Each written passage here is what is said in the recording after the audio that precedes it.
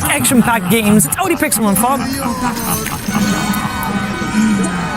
Thank you very much, Shiva. Yes, we're ready here in Singapore for Game 2 of Evil Geniuses versus Thunder Awaken. Fog, what do you sort of read from this draft change-up that we're getting now in this second game? Do you think EG's going to have a bit of a better shot, or is this again one of those situations where at a certain point it could become a little too much for them to deal with? There was a very action-packed Game 1 and a little too action-packed for EG to cope with. I mean, this Morphling has been a problem a lot of times in this tournament, so it could be one of those games. He does have these matchups, you know, he can turn into the Razor, he can turn into Pango, turn into SF, does have a lot of really good things that he can do as this Morph.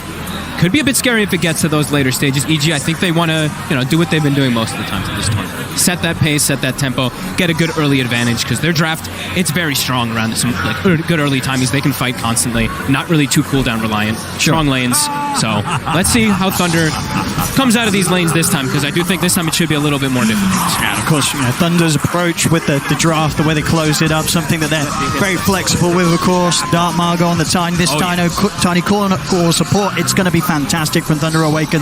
They do it very, very well in both positions and allows them to end the draft with a Lion. Not something that a lot of other teams will do, but definitely gives that extra bit of threat, that instant catch, instant hex, that for heroes like that, the Pango and the SF could catch them by surprise. And once again, not the biggest amount of sort of defensive capabilities that EG's heroes can offer if they get jumped. Yeah, not till later on, until when they have like the Marcy Shard, if he perhaps wants to go for something like that, to go for some type of saves. Yeah, absolutely. So we'll see.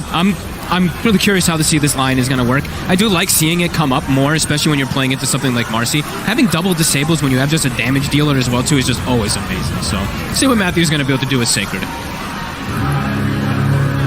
Let's see how they actually pair these lanes. Do they actually put Fly with the SF and the Marcy with the Razor? Because that's more than likely what we'd imagine. The battle begins.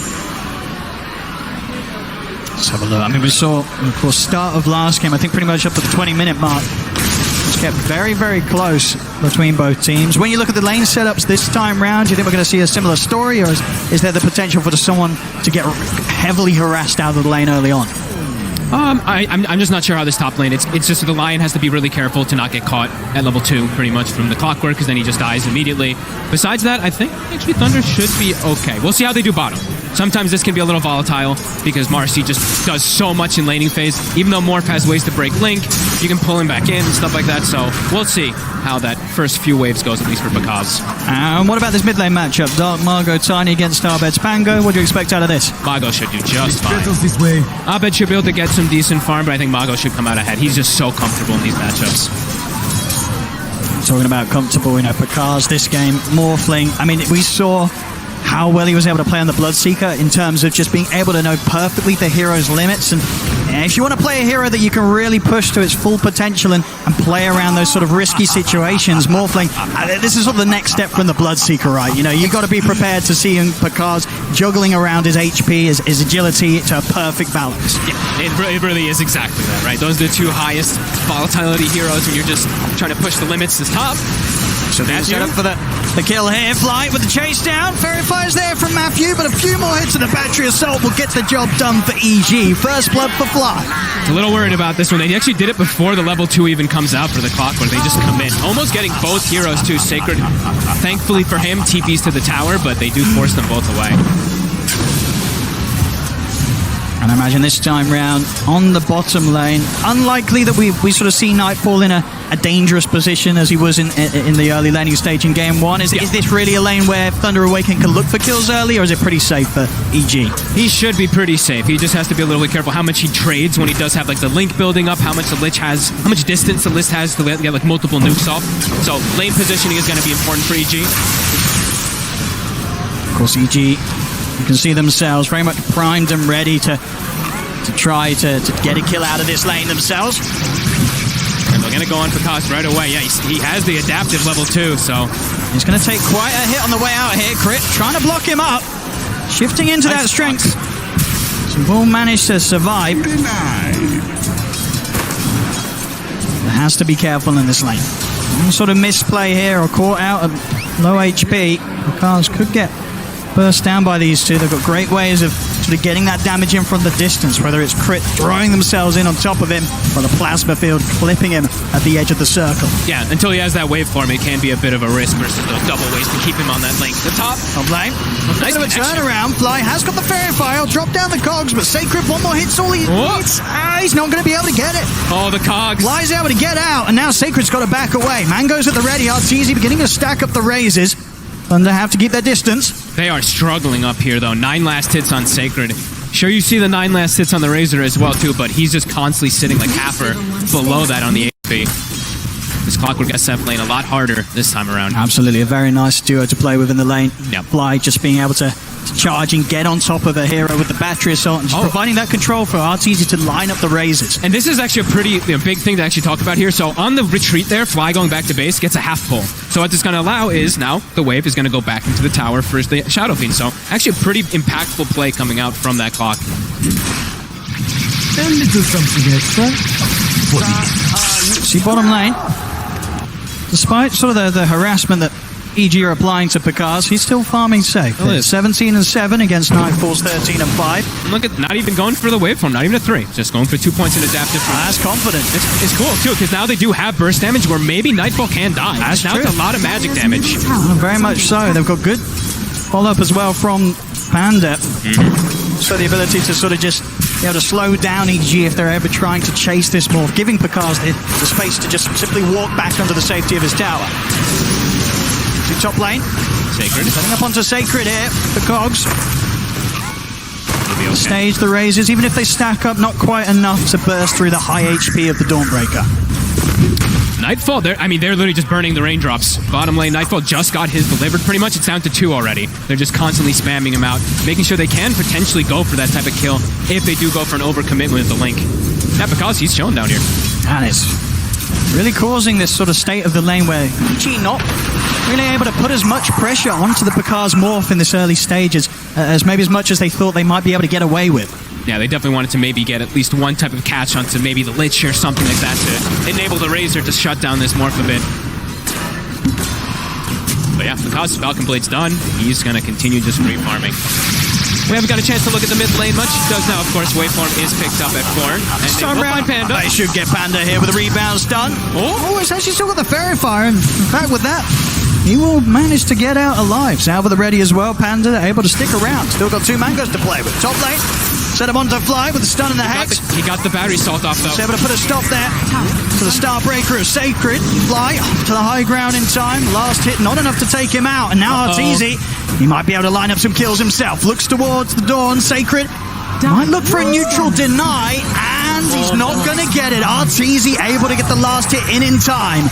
Gets the kill before the deny can be found. Little bit of a slip up there, Thunder. They don't get the chain stun to not allow that battery assault. If he doesn't get battery assault, they probably get the kill on the clock, but does get that little mini stun to stop the Starbreaker.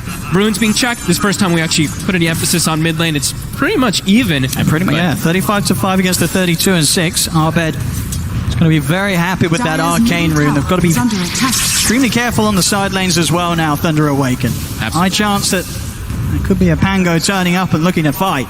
Yeah, and let's see if they put any emphasis to slow down Abed, because let's see what build it's going to be. I think we imagine it's going to be that diffusal, but he's got the corrosion done, and that could be one of those things that could cause some problems for the Morphling. That's true. It's an excellent diffusal game across the board.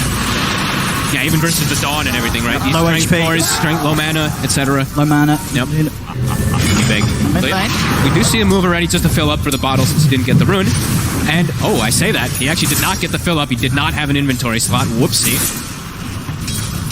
Fortunately, he's at least full HP, but looking not the best of situations there for Dark Margot. It happens. Yeah, still farming just fine. Phase Boot's done. Has stacks to work with, too. We see Panda backing up and getting some stacks. But right now, 2-0. You can try for a play here between the two of them.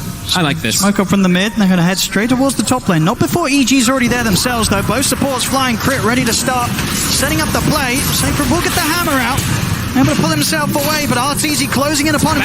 He's coming in, and now Dark Margot with the 2-man avalanche. He's going to look for the toss back, finds it, onto crit. Stun now from Matthew onto Arteezy. They're able to lock down the SF, take out 2. Maybe even more here.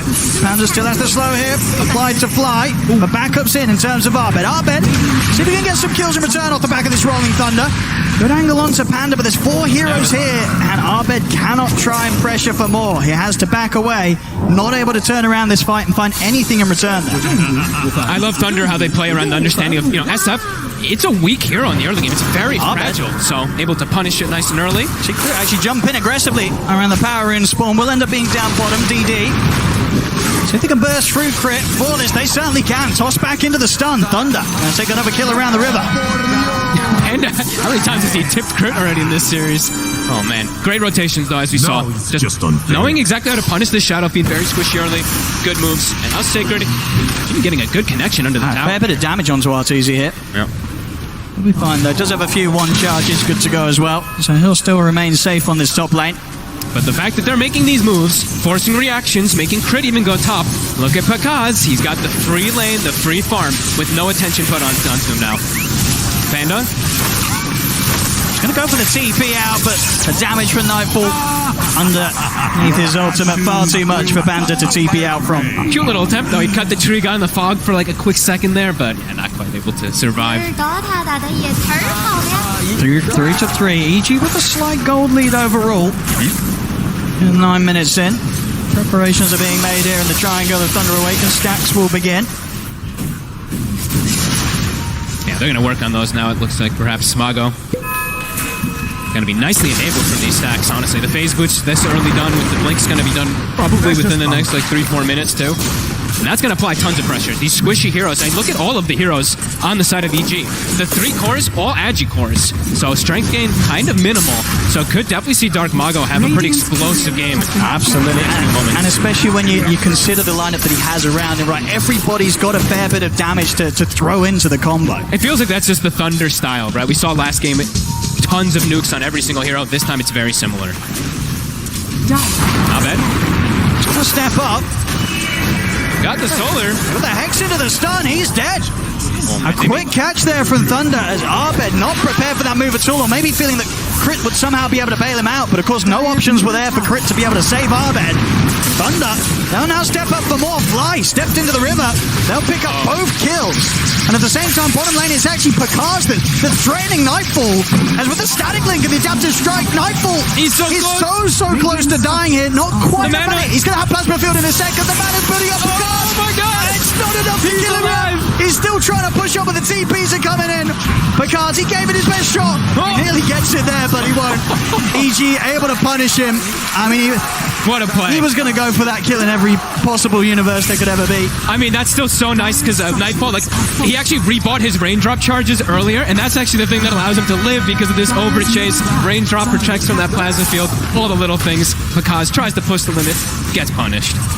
I'm sure he'll be telling his team Space Maid here. Oh, yeah. I mean, look, mid-tier 1 tower, only taking a fair bit of damage from Thunder Awaken. Yeah, he's like, Zeus, ult, please. Beautiful. Mago, though, as we saw, got that double kill. Probably the most important thing to talk about. That blink's going to be coming out super fast. And yeah, very fragile cores on the side of EG until they start getting some HP items. It really is the thing. How prepared will EG be to deal with this early blink dagger? Yeah, I mean, Nightfall's going to have to be the one to kind of stand as the frontliner, as this Razor, as we've seen many times. But he's not having the best of games as this off-lane Razor.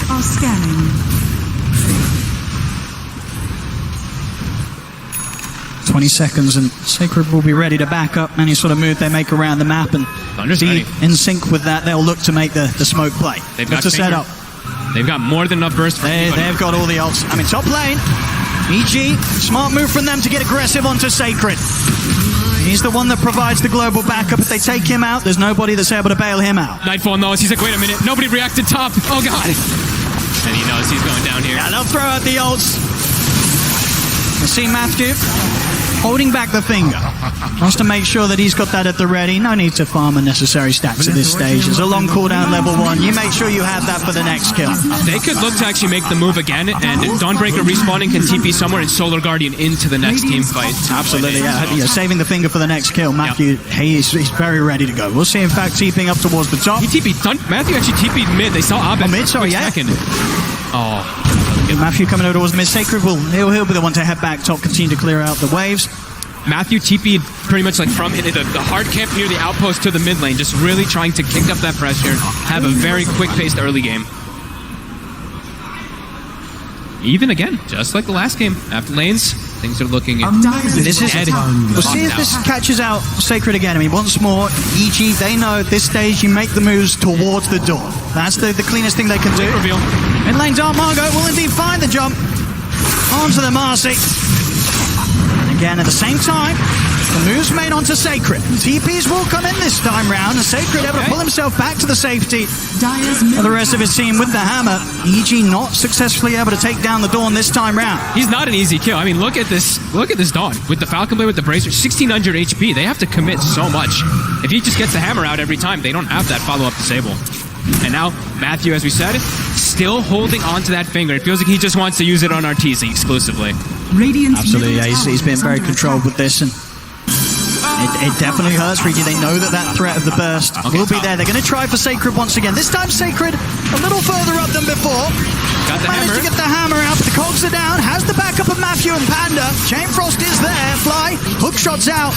They're taking out Sacred. This time Matthew ready to burst through Fly with that finger. Finish him off. Arbed will turn up from the side to make sure they get a second, but Dawn is in with a blink, and here's the buyback. Dawnbreaker, Sacred ready to fly over towards the fight and turn this around as it's a double kill for Matthew.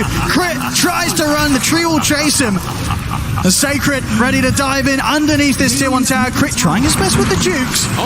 Not doing a bad job about it at all. They see him now. They do indeed. He can only hide there for so long as Thunder take him down. And they'll take out the tier 1. A solid buyback there from Sacred. Thunder is really on some next level stuff. We saw this in the last game too, just constantly looking for the fights. EG probably was like, oh, we're good, you know? He's dead. He's not coming back. Who buys back in 14 minutes like this? Great play again coming out. Thunder really understanding how to take these fights. Dire's top tower has fallen. Once again, as in game 1, still overall close between the two teams, and both carries in a very similar spot. Bakaz and Arteezy within a few hundred gold of one another. But seeing this Morphling having this type of game is definitely some concerns for EG. As the panel mentioned, sure, they've got this Rolling Thunder, they've got the Marcy Stun and stuff, but they don't really have like these silences. Morphling will be able to always survive, probably versus the Burst.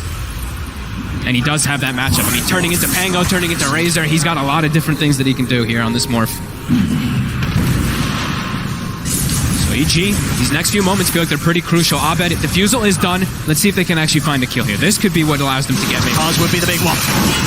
Very quick with the waveform. Fly not able to catch him with a hook shot in time. Does have Sacred around. On the mana, though, will try and swing forward with the Celestial Hammer, and indeed EG, they won't continue to chase. They know it's highly likely that Bakaz has got more backup behind him. As Bakaz able to get away from that smoke, EG not quite able to execute that initiation as they wished for. No, they're trying to find the moves, but yeah, just as we said, the Morph is going to be a big problem for them to ever try to kill. And now hook shot on cooldown, and that was also the Diffusal reveal, I believe, for Abed. So Thunder will be well aware of it, and immediately look at them. Like, the smoke is already going. They're in to see an opportunity to go for a kill. They have this ward bottom. Finger not at the ready.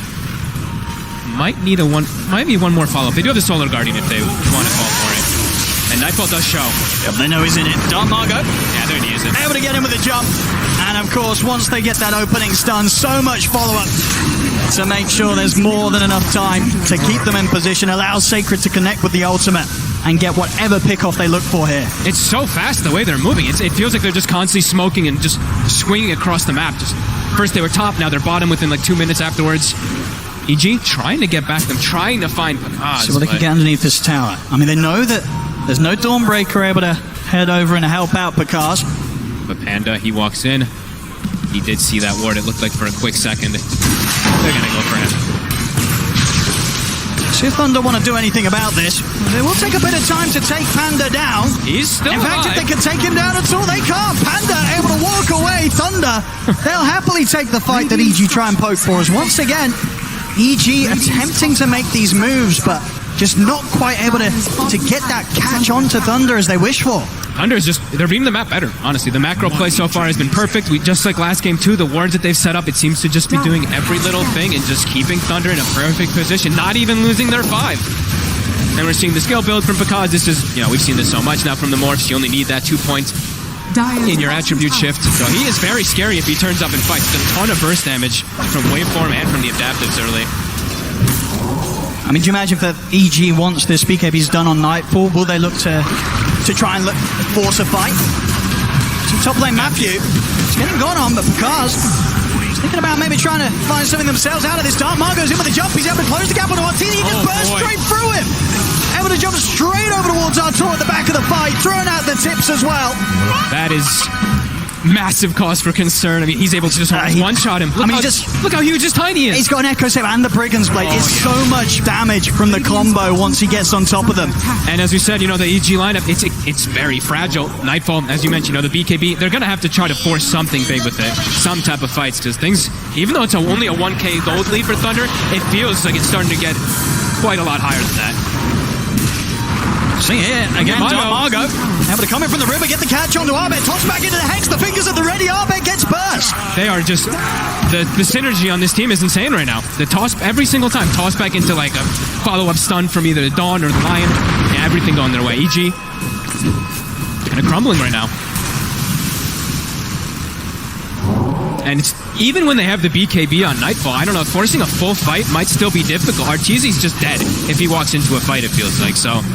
Maybe for Nightfall, they can go look for some type of expedition with 3 heroes or 4 heroes and just leave SF away, but I think going for a full team fight might be a disaster for Arteezy. Absolutely. He's going to want to have no part of any fight until his own BKB's done, Arteezy. Still a bit of time until that will be out for him.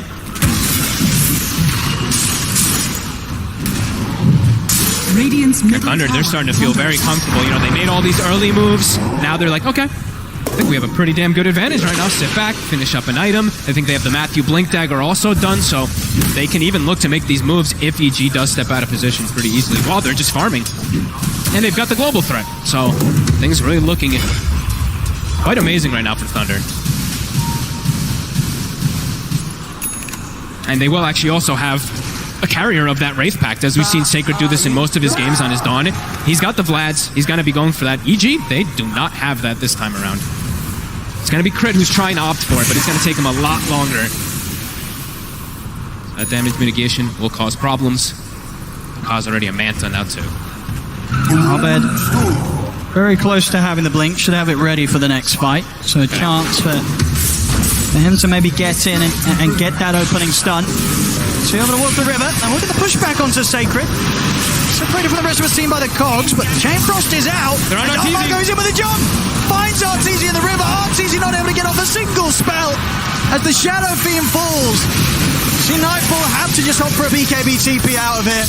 Oh, and no fight to be had. This is around the Roshan Thunder. They can look for this. I mean, we were saying it, Arteezy, there's just no place for him around these points of the map. He cannot turn up like this. He needs the BKB. We're seeing every single time. If Dark Margo even catches a whiff of this SF showing up, he's on top of him every single time. That was like Save Your Buddy syndrome. Let's see Abed. Abed? He's going to try and go for the steal here.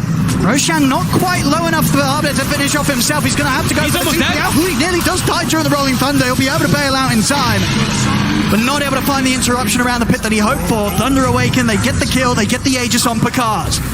EG they have to get the SF BKB to have any type of chance. I'm still just astonished that he showed up there. As Nightfall, they're going for him. They made the jump. They know that the BKB here for Nightfall on cooldown. Finger at the ready. Nightfall, he's got the stick charges, the static links, but there's nowhere to run. Picard finishes him off with the adaptive strike. 18-8. It just feels like all over the place for the last 10 minutes. It's just been Thunder making every single move successfully. Dire's bottom tower.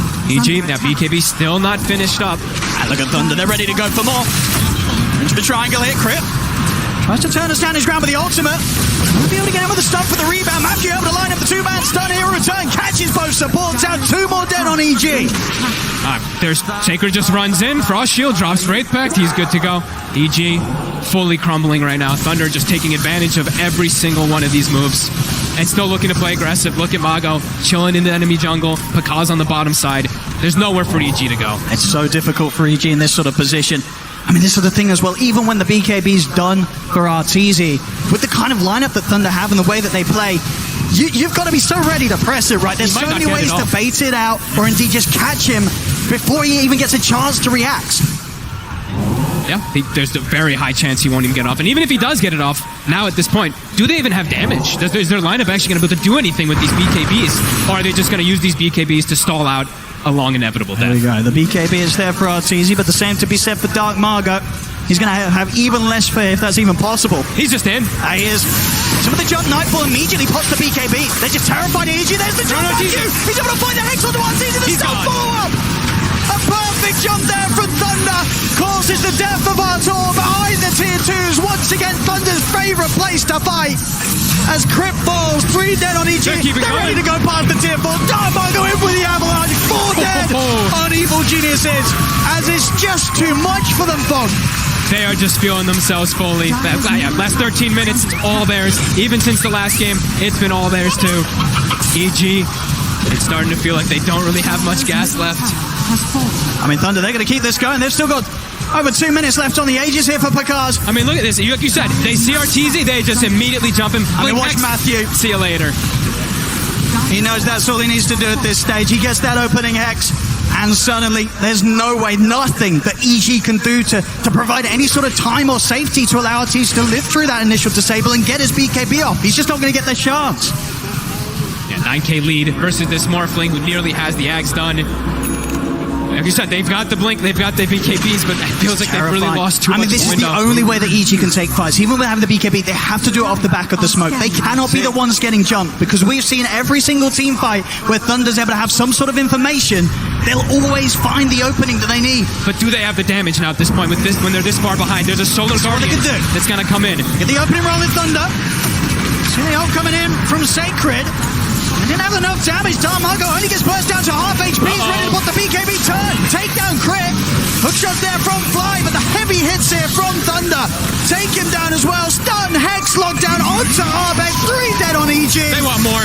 And Nightfall is up on the cliff. He'll opt for a TPL. Same to be said for Arteezy, as the 2 cores will manage to escape here with a BKB TP. But again, they're just having to run. They're just having to back away. And this is not what they needed to be happening once they had these BKBs come out. They just came a little too late, and a few too many fights taken beforehand that just put EG too far behind. It seems impossible now for them to take any sort of fight against Thunder. Yeah, that was them. Like, I think they were trying to take advantage of that Sacred was dead. Maybe they can burst the hero, but he respawned right when they get the jump, has the Solar Guardian, and yeah, Dark Margot's BKB comes up like 1 second afterwards. He gets it off. Thunder just, playing to perfection, really.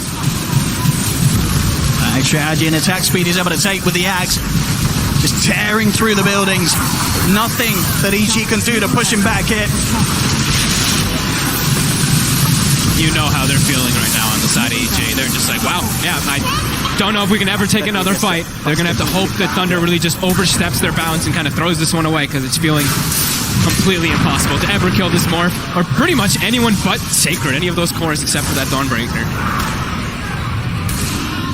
Car's just so far ahead. It's same to be said for Dark Margot. Both of these cores easily 5k gold ahead of their counterparts at this stage. This early stage as well, just 25 minutes in. And sort of a period of the game that, in terms of the group stage performances, EG, they've been reveling in the earlier wins.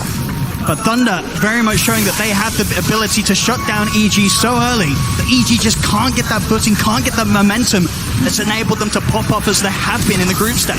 And EG did get the first blood that they've been like looking for, I think. I know in this game, I don't remember the last one. Bottom Matthew. He's going to get the 2-man setup here. Actually, want to follow up on Nightfall. Sacred. Pretty beefy, and with the finger burst onto Fly. He's going to get taken out. Arbeck does over the side again. Nightfall and Arteezy, all they can do with their BKBs is BKB and TP out. They cannot fight them. No damage. Now they can't even kill Sacred at this point. They've gotten him in the first few of one of those fights, but yeah, he just dropped the raid pack. There's no damage.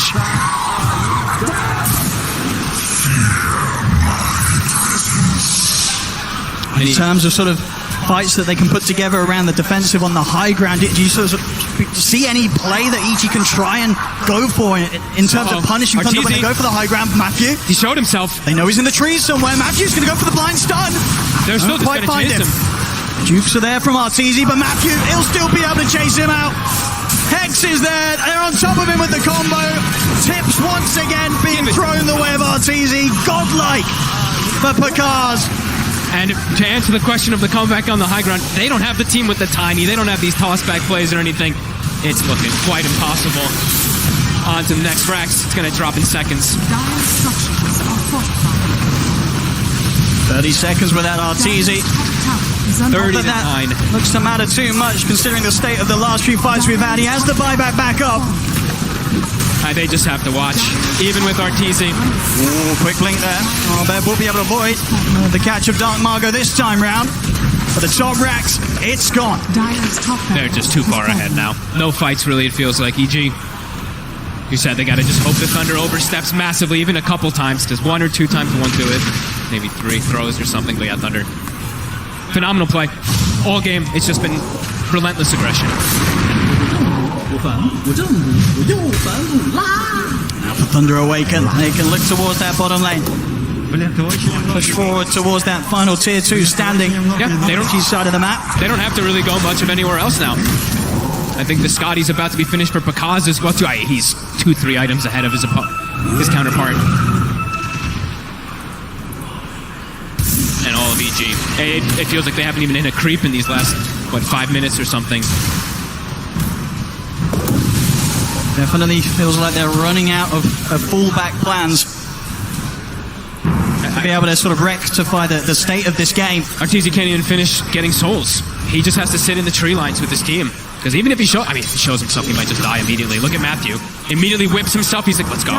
are scanning. With the scan EG, so they know that Thunder Awaken's there, but not really too much they can do with that info apart from continue to stay hidden in the tree line. Matthew knows. He's in. Oh, he's in with the jump! Straight away they're with the Hex. They burst through Fly. Nightfall puts the BKB in time. Tries to come in with a static link, but Pakaz is there. Heads in with a wavefall, takes out Nightfall immediately. Sacred committing in deep. Starbreakers to land onto Arteezy. Arteezy will put the BKB. Arbett's in with the stun. On top of the Doorbreaker, but the finger burst. The Hex is there. They lock down Arteezy. The SF will fall. Arbed, the only one to get out. GG. As there it is. GG is called. Wow. Thunder Awaken. Turn up here in the first series of the playoffs here at the International level and take down EG 2-0, knocking them down to the lower bracket. And this was a pretty severe knockdown. First game was close, very even through the majority of it. This one, Thunder came to play. They knew exactly what EG was going to do, and they did give EG that Shadow Phoenix. They did. Still able to just defeat it with ease. Absolutely, the preparation very much showing from Thunder Awaken coming into this series. 100% win rate on that SF EG had before today from the group stage results alone, and Thunder Awaken, they deal with it twice. First game, a very well played second half. This second game is from start to finish, really. It felt like that the options for EG, they were just running out with every single minute that passed. And we have to give a huge congrats to Thunder Awakens, because that's top 6 guaranteed now for them. Massive. And if they continue to play like this, I don't think there's going to be any sort of question on how far this team can go. Once again, just continuing to look better and better throughout their group stage, and now turning up on the main stage, opening up with a performance like that. They've got to be feeling over the moon. Can't wait to see more from them. Of course, we'll see EG down in the lower bracket. But as it stands, Thunder Awaken, they'll be the ones to move up in this upper bracket, taking down EG 2-0.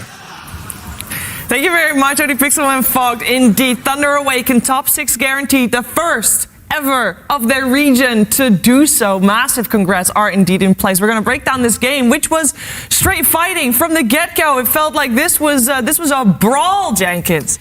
Yeah, so I mean, I have this theory that's maybe it's a bit off the wall, but I feel like it is kind of reasonable. Maybe you guys can tell me if it's stupid or not. But It's stupid. It's stupid. Okay, move on. All right, moving on. Effie, what did you? No, go ahead. Thank you, Effie. I appreciate it.